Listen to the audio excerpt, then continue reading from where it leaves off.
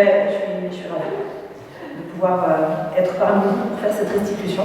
C'est pas souvent qu'on a l'occasion de pouvoir faire une restitution publique d'un travail professionnel et scientifique. Donc c'est intéressant et c'est un peu un pari aussi quand on est professionnel de pouvoir parler des choses avec des mots qui sont abordables par un grand public. Donc c'est un peu un exercice de style qui m'a intéressée. Alors à l'origine des fonds patrimoniaux, patrimoniaux ça veut dire, pour faire simple, ce qui n'est pas la lecture publique, c'est-à-dire qui n'est pas la lecture publique en bibliothèque. Souvent les livres, les romans, les documentaires ont une durée de vie très courte.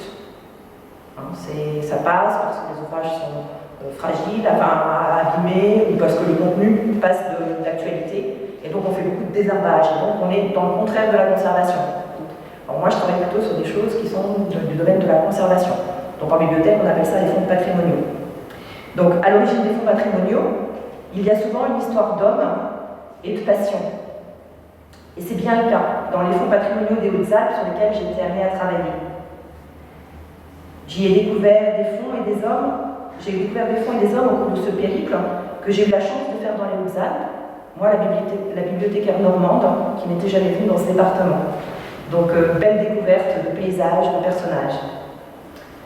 Donc, ma mission s'est déroulée, comme il a été dit tout à l'heure, de l'automne 2016 à Briançon. Puis ensuite, je suis revenue de octobre 2017 à janvier 2018 pour travailler concrètement sur les collections à Embrun et à Gap. Aujourd'hui, j'ai envie d'aller avec vous à la rencontre de quelques personnalités originales, intéressantes et souvent passionnées, qui s'appellent Léon Wolfe-Gaillard, c'est celui qui est à gauche, Paul Guillemin, celui qui est en explorateur, en ascensionniste, en alpiniste, Antoine Rousse, marquise de la Mazelière. Lui, je ne vais pas trouver de portrait en fait sur internet, je n'ai trouvé que ses armes. La famille Caraille, originaire de Névache, Monseigneur de Genlis, le prélat que vous voyez au milieu, ou encore Aristide Albert, ce monsieur à la barbe blanche. Ils sont collectionneurs, scientifiques, écrivains ou ecclésiastiques. Et à travers ces hommes, nous évoquerons les collections qu'ils ont données, léguées ou constituées. La première, celle de Léon Wolfe-Gaillard, est consacrée à la zoologie et à l'ornithologie. La seconde, celle de Paul Guillemin, est consacrée au Dauphiné. La troisième, celle du marquis de la Mazelière, aux arts et à l'Extrême-Orient. La quatrième, celle de la famille Caraille, est beaucoup plus mystérieuse.